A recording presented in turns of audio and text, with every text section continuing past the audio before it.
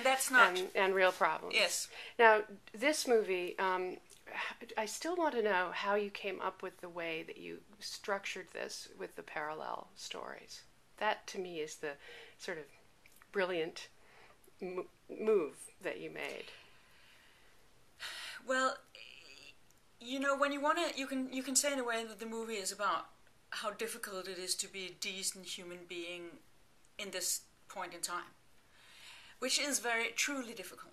It truly is difficult, and Anton is like, in a way, the personification of that issue, because he really wants to be a decent human being. He really wants to do the right things, and yet he's still a flawed human being, like we all are. We are all flawed.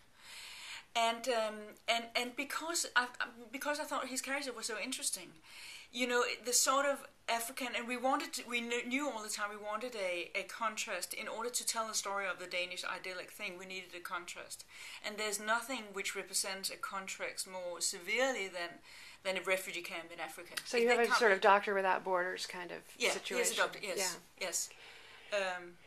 But he's trying to teach his son, what it is to be, how to handle bullying, and how he does that is very interesting. It's very interesting, and it's very endearing, and it's somehow ridiculous, because the kids clearly realizes that this guy who is played by Kim Bodnia is not going to learn anything. And the audience also clearly realizes, and yet he still insists on sort of addressing the thing in the correct way. And he's like the politically correct guy. It's sort of cute, it's sort of funny, but it's... But then he's being accused of being a wuss. Yeah. That these male power dynamics are so fascinating. But I also made a very conscious choice of choosing Mikael Persbrandt to play him.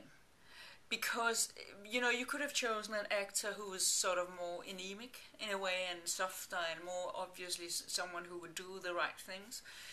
This is a big guy. He's a big guy with tattoos all over, and a certain brutality to him.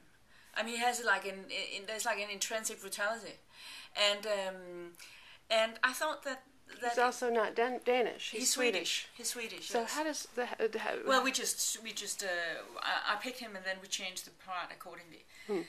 That's one of the great things is having a very close working relationship with the writer, is that we actually can, change things so that they, so it keeps, that whole process keeps being alive, and keeps sort of, you don't get stuck with a certain notion that you have to stick to, even if the reality is completely different. Where did you choose to shoot this in Africa, and why? In Kenya. Mm-hmm. Why did you pick that particular location? Well, we shot in Kenya because Kenya it's possible to shoot in Kenya, and as opposed to many other countries in Africa, they have like film productions, and it's relatively safe and accessible. Whereas many other places in Africa is very complicated. So you dressed that set, that was made up? Yeah, actually it's a real refugee camp. It's partly a real refugee camp, but we built the medical facility. We built according with a real medical facility. Now, when you went to Hollywood and you made the Halle Berry movie, Things We Lost in the Fire, and we talked at that time, you had to make a lot of adjustments to Hollywood, even though they left you alone to a great degree. But there were demands being made in terms of some kind of accessible drama. What did you learn from that experience, and did you take any of it back with you in a positive way to your filmmaking techniques that you're using now? I actually did feel that they were leaving me. I actually did feel that DreamWorks were very supportive. I felt that I had a very